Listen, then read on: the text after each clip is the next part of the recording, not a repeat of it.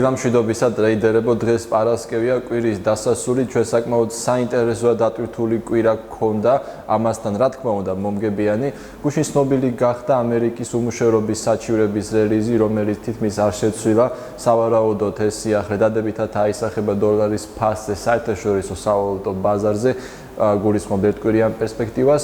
რაც შეეხება დღევანდელ დღეს, ცნობილი გახდება გერმანიის მთლიანი შიდა პროდუქტის მონაცემი და ამერიკის საცალო გაყიდვები, სწორედ ეს მონაცემი არის დღეს გამოყოფ ამ ორ მონაცემს. რა თქმა უნდა, კიდევ გვაქვს სხვა მაკროეკონომიკური სიახლეებიც, მაგრამ ფიქრობ ეს ორი დომინირებს. ყურადღება მიაქციეთ რა მონაცემი გამოვა. გაითვალისწინეთ ასევე, რომ დღეს პარასკევია და შესაძლოა ტექნიკურმა ანალიზმა არ იმუშაოს და მოხდეს სრულ დონეების გარღვევები, მაგრამ მაინც გამოვყოთ ორი მნიშვნელოვანი ფასი ევრო-დოლარის სავალუტო წყვილზე, ეს არის 1.1146, 1.1130.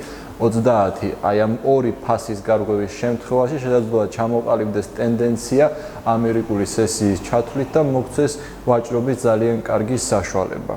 ამასთან გიწევთ ხვალ შაბათს 13 საათსა და 00 წუთზე კვირის ანალიტიკაზე, სადაც განვიხილავთ დეტალურად 7 მაჟორ უწყვის და კიდევ რამდენიმე კომპანიის ფინანსებს.